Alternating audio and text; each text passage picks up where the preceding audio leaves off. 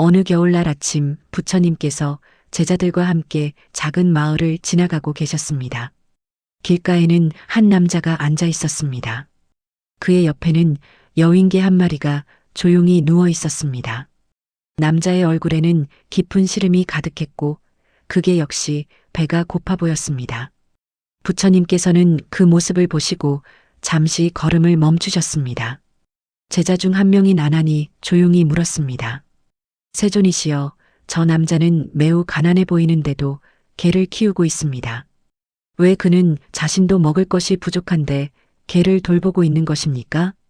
부처님께서는 고요히 미소 지으시며 말씀하셨습니다. 아나나, 자비로운 마음은 참으로 아름다운 것이니라. 하지만 지혜 없는 자비는 때로 더 큰 괴로움을 만들기도 하느니라. 아나는 고개를 갸우뚱하며 다시 물었습니다. 그렇다면 가난한 사람은 개를 키우지 말아야 한다는 말씀이십니까? 부처님께서는 천천히 고개를 끄덕이시며 말씀하셨습니다. 그것은 단순히 키우지 말라는 것이 아니라 진정한 자비가 무엇인지 깨닫는 것이니라. 오늘 내가 너희에게 7가지 지혜를 나누어 주겠노라. 이는 모든 생명을 사랑하는 마음이 어떻게 지혜와 함께해야 하는지에 대한 가르침이니라. 제자들은 부처님 주위에 조용히 모여 앉았습니다.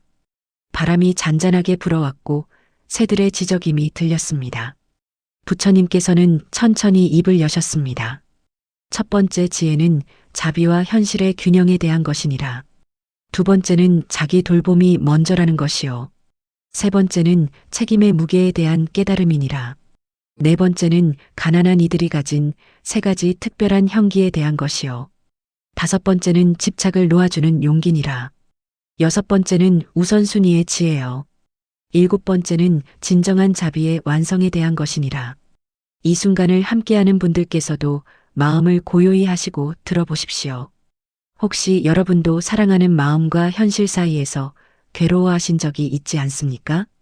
오늘 이 7가지 지혜가 여러분의 마음에 작은 등불이 되기를 바랍니다.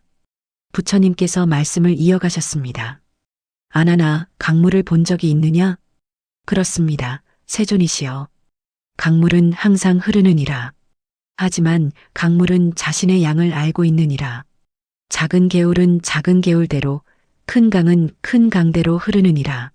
작은 개울이 큰 강처럼 흐르려 한다면 어떻게 되겠느냐? 아난이 대답했습니다. 물이 넘쳐 흐르거나 말라버릴 것입니다. 부처님께서 고개를 끄덕이셨습니다. 그렇느니라. 자비도 이와 같으니라. 우리의 자비심은 물과 같아서 자신의 그릇만큼만 담을 수 있느니라. 가난한 사람이 개를 키운다는 것은 마치 작은 개울이 큰 강처럼 흐르려는 것과 같으니라. 법구경에 이런 구절이 있습니다. 자신을 먼저 바르게 한 후에 남을 가르쳐라. 그러면 현자는 더러움에 물들지 않으리라. 이는 자신이 먼저 안정되어야 다른 이를 도울 수 있다는 뜻입니다. 부처님 당시 많은 사람들이 자비심으로 다른 생명을 돌보려 했습니다. 하지만 부처님께서는 항상 지혜를 강조하셨습니다. 자비심만으로는 충분하지 않다는 것입니다. 지혜가 함께할 때 진정한 자비가 완성됩니다. 그렇다면 현재 우리 삶에서 이것을 어떻게 적용할 수 있을까요? 혹시 이런 경험이 있으십니까? 누군가를 돕고 싶은 마음은 간절한데 나 자신도 어려운 상황에 처해 있을 때 말입니다. 그럴 때 우리는 먼저 자신의 상황을 살펴보아야 합니다. 나의 그릇이 얼마나 큰지, 지금 내가 담을 수 있는 물은 얼마나 되는지 말입니다. 이것이 냉정함이 아니라 진정한 지혜입니다. 한 제자가 또 물었습니다. 세존이시여, 그렇다면 가난한 사람은 아무것도 도와서는 안 된다는 말씀이십니까? 부처님께서 말씀하셨습니다. 그것이 아니니라. 가난한 사람도 도울 수 있느니라. 하지만 자신의 능력 안에서 자신이 감당할 수 있는 만큼만 도와야 하느니라. 물 한 컵을 가진 사람이 물 10컵을 필요로 하는 이에게 모든 것을 주어서는 안 되느니라. 그것은 두 사람 모두를 목마르게 만들 뿐이니라. 이 가르침은 매우 현실적입니다. 어떤 사람이 한 달에 100만 원을 버는데 개를 키우는데 50만 원이 든다면 어떻게 될까요? 자신은 50만 원으로 살아가야 하고 걔는 온전히 보살핌을 받지 못할 수 있습니다. 결국 둘 다 괴로워집니다. 이것이 지혜 없는 자비의 결과입니다. 부처님께서 계속 말씀하셨습니다. 진정한 자비는 현실을 직시하는 것에서 시작되느니라. 내가 가진 것이 무엇인지, 내가 줄 수 있는 것이 무엇인지 아는 것. 그것이 첫 번째 지혜니라. 이 순간 마음을 열고 듣는 분들께 여쭙습니다. 여러분은 지금 자신의 그릇을 알고 계십니까? 무리하게 담으려 하지는 않으십니까? 강물은 자신의 양을 알고 흐릅니다. 우리도 그렇게 자연스럽게 흘러갈 수 있습니다. 이것이 첫 번째 지혜입니다. 자비와 현실의 균형을 찾는 것. 이제 두 번째 지혜로 나아가 보겠습니다. 부처님께서 다시 말씀을 이어가셨습니다. 아나나, 비어있는 그릇에서 물을 퍼낼 수 있겠느냐? 아난이 대답했습니다. 그럴 수 없습니다. 세존이시여. 비어있는 그릇에는 아무것도 없기 때문입니다. 그렇느니라. 그렇다면 반쯤 찬 그릇에서 모든 물을 퍼내면 어떻게 되겠느냐? 그릇도 비게 되고 물을 받은 이도 충분하지 않을 것입니다. 부처님께서 미소 지으셨습니다. 지혜롭구나 아나나. 사람의 마음도 그와 같으니라. 자신이 먼저 채워지지 않으면 다른 이에게 줄 수 없느니라. 금강경에 이런 말씀이 있습니다. 응무소주의 생기심, 머무는 바 없이 그 마음을 내라. 이는 집착 없이 마음을 내되 먼저 자신의 마음을 바르게 세워야 한다는 뜻입니다. 부처님 시대에도 많은 수행자들이 이 문제로 고민했습니다. 자신을 돌보는 것이 이기적인 것처럼 느껴졌기 때문입니다. 하지만 부처님께서는 항상 중도를 강조하셨습니다. 자신을 너무 학대해서도 안 되고 너무 탐닉해서도 안 된다고 말입니다. 그렇다면 우리는 이것을 어떻게 실천할 수 있을까요? 가난한 상황에서 개를 키운다는 것을 다시 생각해 봅시다. 개를 키우려면 많은 것이 필요합니다. 먹이, 치료비, 시간, 에너지, 감정적 여력까지 말입니다. 만약 자신이 먹을 것도 부족한데 개에게 먹이를 준다면 어떻게 될까요? 자신은 점점 약해집니다. 건강이 나빠지고 일을 할 힘도 없어집니다. 결국에는 개도 제대로 돌볼 수 없게 됩니다. 이것이 자기 돌봄을 소홀히 한 결과입니다. 부처님께서 말씀하셨습니다. 마치 항아리에 물을 채우듯이 자신을 먼저 채워야 하느니라. 항아리가 가득 차면 자연스럽게 넘쳐 흐르느니라. 그 넘쳐 흐르는 물로 다른 일을 적시는 것, 그것이 진정한 자비니라. 혹시 이런 생각을 해본 적이 있으십니까? 나는 참아도 되는데 이 생명은 참을 수 없어. 이런 생각은 아름답습니다. 하지만 지혜롭지는 않습니다. 왜냐하면 당신이 쓰러지면 그 생명도 결국 돌볼 사람이 없어지기 때문입니다. 비행기에서 산소 마스크를 쓸 때를 생각해 보십시오. 안내방송에서는 항상 이렇게 말합니다. 먼저 자신의 마스크를 착용한 후 다른 사람을 도와주십시오. 이것이 이기적인 것일까요? 아닙니다. 이것이 진정으로 다른 사람을 살릴 수 있는 방법입니다. 자신이 먼저 숨을 쉴 수 있어야 다른 이를 도울 수 있습니다. 부처님께서 계속 말씀하셨습니다.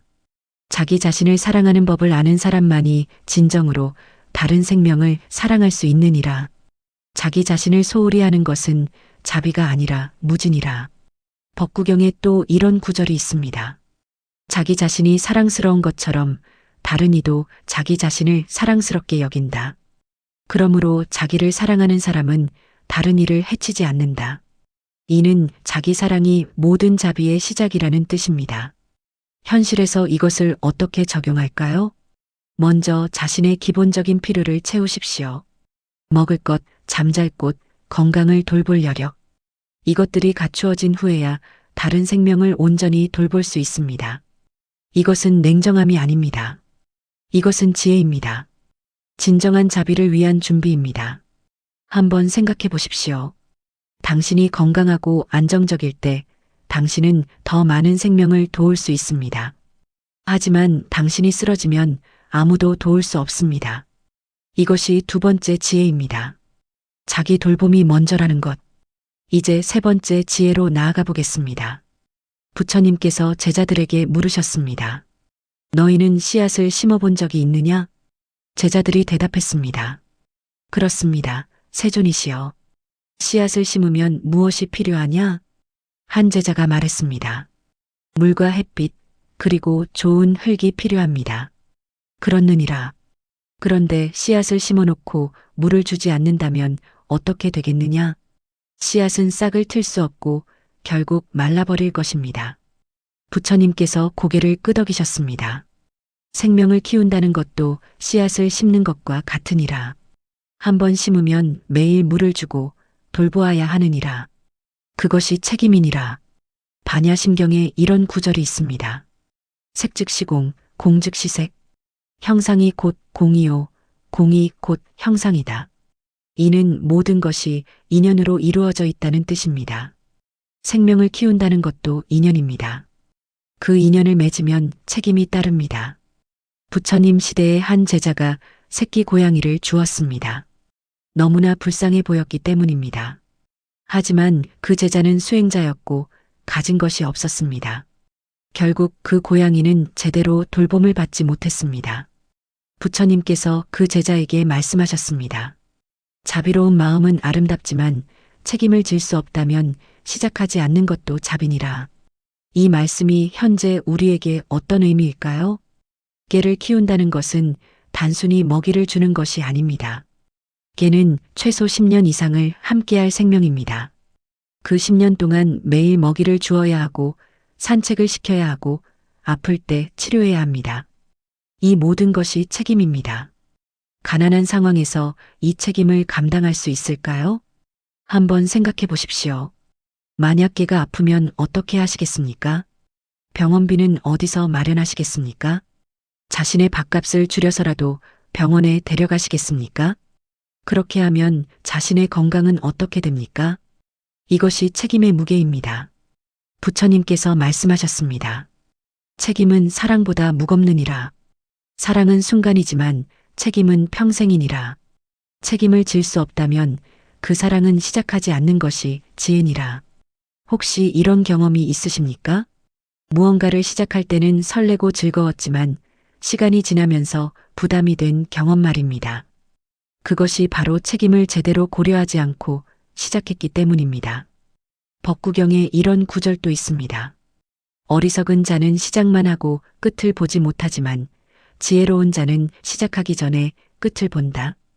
지혜로운 사람은 무언가를 시작하기 전에 먼저 생각합니다. 이것을 끝까지 해낼 수 있을까? 내게 그만한 능력과 여력이 있을까?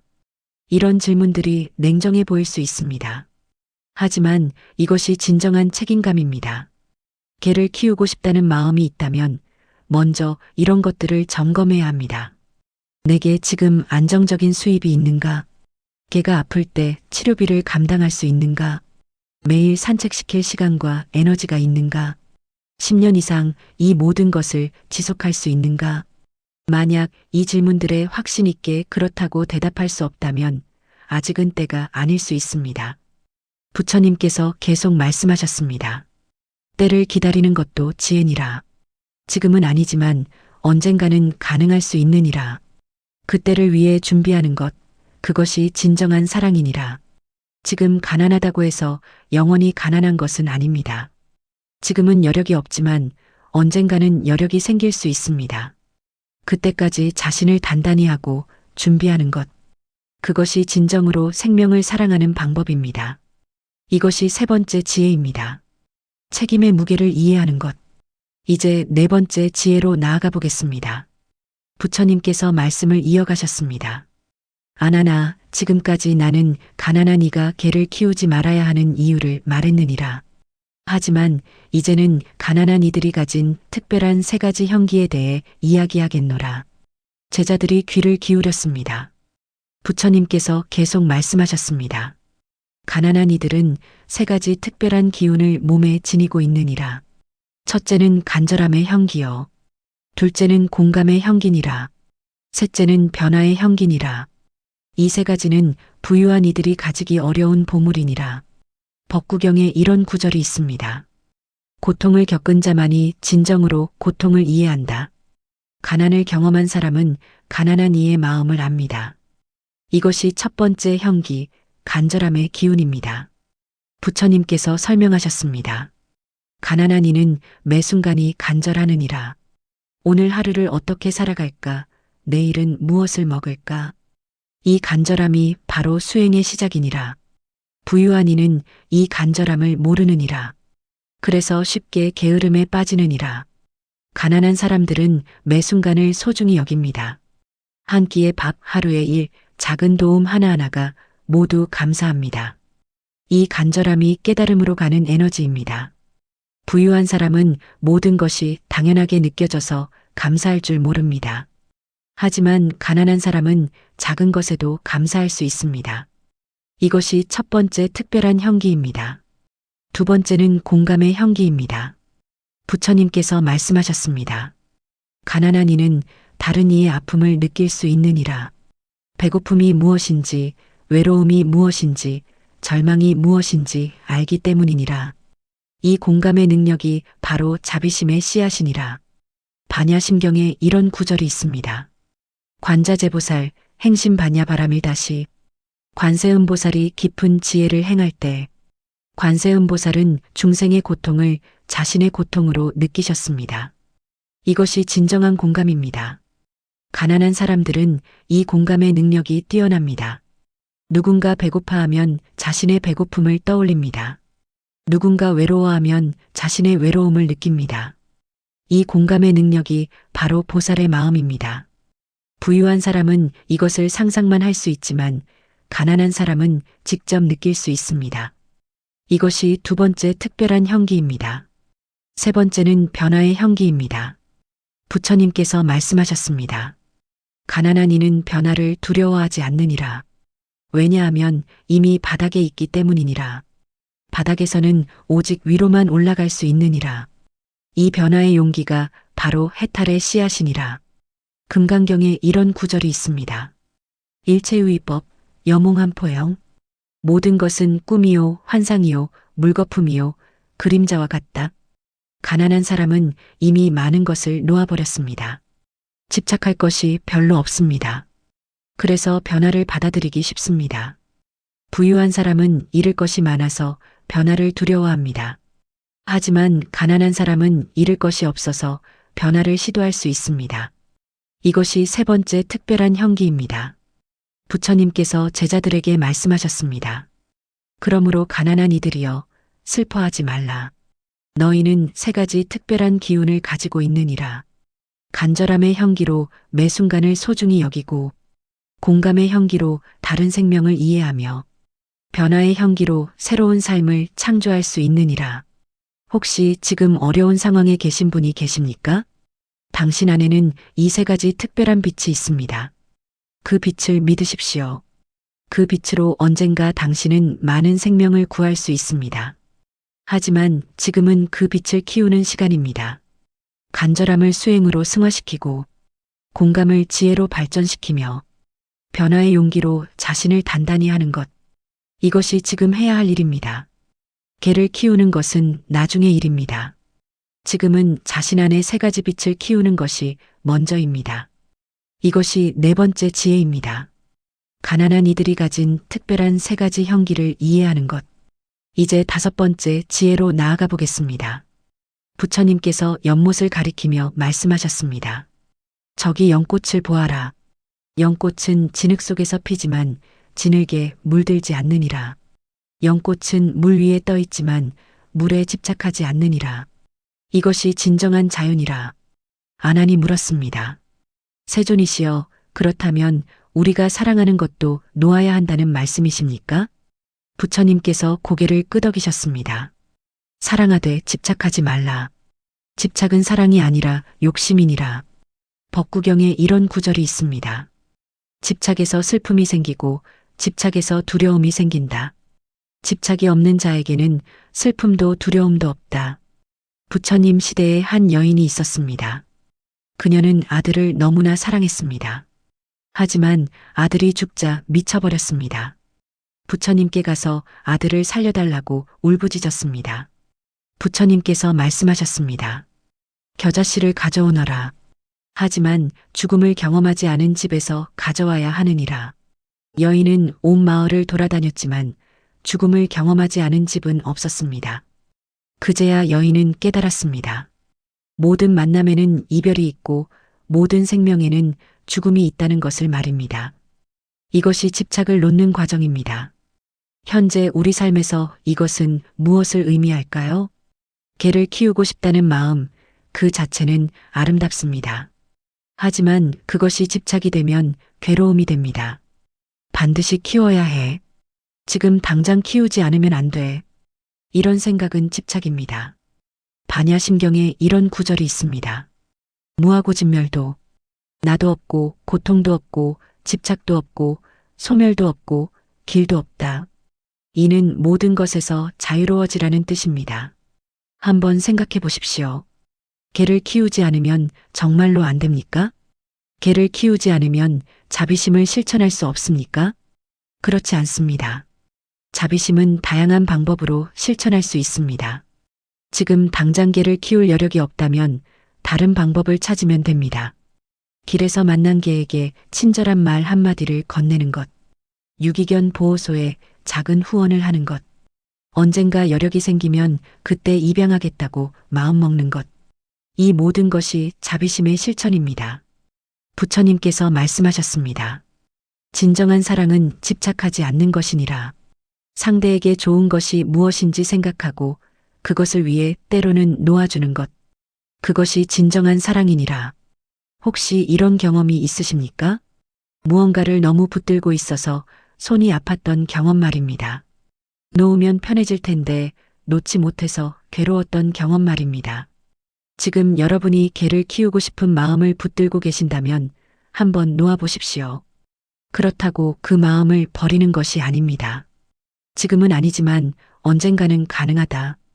지금은 나를 키우는 시간이고 나중에는 다른 생명을 키울 수 있다. 이렇게 생각하는 것입니다. 이것이 집착을 놓는 것입니다. 금강경에 이런 구절도 있습니다. 응무소주의 생기심, 머무는 바 없이 그 마음을 내라.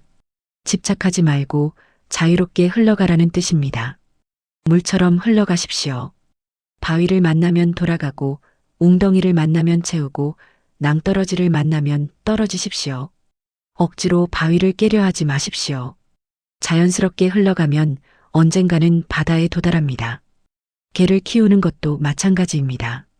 지금은 여력이 없어서 불가능하다면 놓아주십시오. 그 마음을 억지로 붙들고 있으면 괴롭습니다. 놓아주고 흘러가십시오. 언젠가 때가 되면 자연스럽게 그 일이 이루어질 것입니다. 이것이 5번째 지혜입니다. 집착을 놓아주는 용기. 이제 6번째 지혜로 나아가 보겠습니다. 부처님께서 큰 나무를 가리키며 말씀하셨습니다. 저 나무를 보아라. 나무는 먼저 뿌리를 깊이 내리느니라. 뿌리가 튼튼해야 줄기가 자라고 가지가 뻗고 꽃이 피고 열매를 맺느니라. 만약 뿌리가 약한데 꽃부터 피우려 한다면 어떻게 되겠느냐? 제자들이 대답했습니다. 나무가 쓰러질 것입니다. 그렇느니라. 사람의 삶도 이와 같으니라.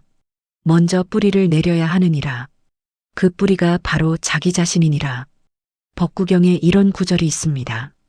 자신이 자신의 의지처여 다른 누가 의지처가 되겠는가. 먼저 자신을 단단히 세워야 합니다. 그래야 다른 이를 도울 수 있습니다. 부처님 시대의 많은 수행자들이 이 순서를 헷갈렸습니다. 자신의 수행은 뒤로 하고 먼저 중생 구제에 나섰습니다.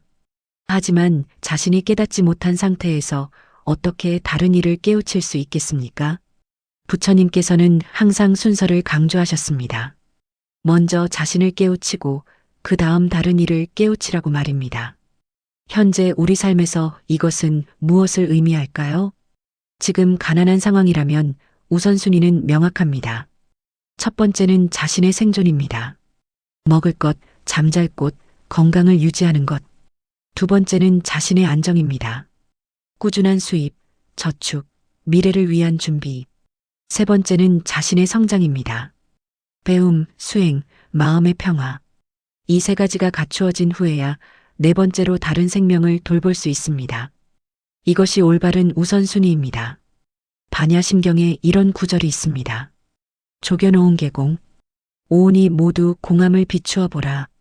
우선순위를 제대로 보라는 뜻입니다. 무엇이 먼저이고 무엇이 나중인지 명확히 보는 것. 이것이 지혜입니다. 혹시 이런 경험이 있으십니까? 중요한 일은 뒤로 하고 급하지만 중요하지 않은 일부터 하다가 낭패를 본 경험 말입니다. 개를 키우는 것은 아름다운 일이지만 지금 당장 가장 중요한 일은 아닙니다. 지금 가장 중요한 일은 자신을 단단히 세우는 것입니다. 부처님께서 말씀하셨습니다. 집을 지을 때 먼저 무엇을 하느냐? 먼저 땅을 고르고 기초를 다지느니라. 기초가 튼튼해야 집이 오래 가느니라. 기초 없이 지붕부터 올리는 사람이 있느냐?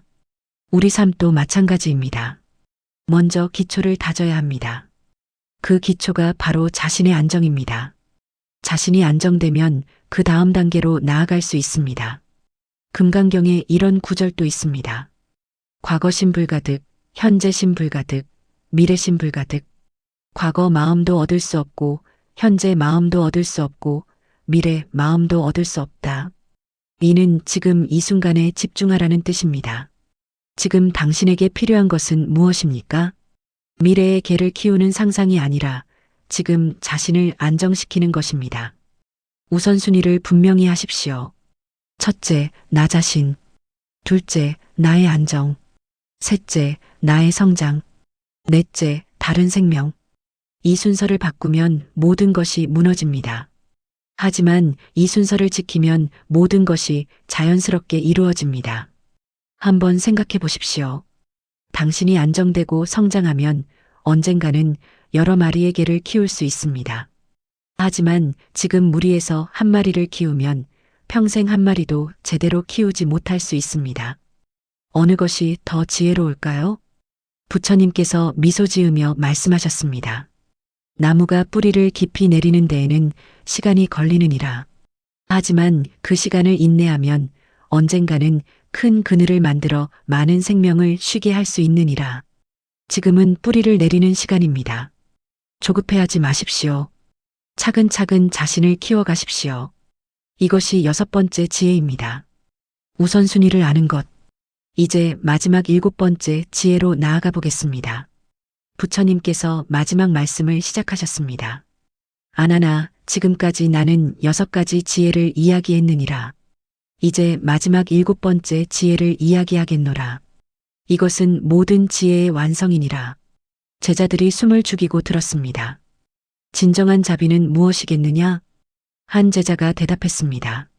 모든 생명을 사랑하는 것입니다. 부처님께서 고개를 끄덕이셨습니다. 그렇느니라. 하지만 진정한 자비는 그보다 더 깊으니라. 진정한 자비는 지혜와 함께하는 것이니라. 법구경에 이런 구절이 있습니다. 미움은 미움으로 끝나지 않고 사랑으로만 끝난다. 이것은 영원한 진리이다. 하지만 이 사랑은 맹목적인 사랑이 아닙니다. 지혜로운 사랑입니다. 부처님께서 말씀하셨습니다. 개를 키우지 말라는 것은 개를 사랑하지 말라는 뜻이 아니니라. 진정으로 개를 사랑한다면 자신이 그 개를 행복하게 해줄 수 있을 때 키워야 하느니라. 지금 당장 키워서 개도 불행하고 자신도 불행하게 만드는 것. 그것은 사랑이 아니라 집착이니라. 반야심경에 이런 구절이 있습니다. 보리살타 의반야 바라밀다고. 보살은 지혜의 완성에 의지한다. 진정한 자비는 지혜와 함께할 때 완성됩니다. 부처님 시대에 관세음보살이 계셨습니다. 관세음보살은 모든 중생의 소리를 들으셨습니다. 하지만 관세음보살은 모든 요청을 다 들어주지는 않으셨습니다.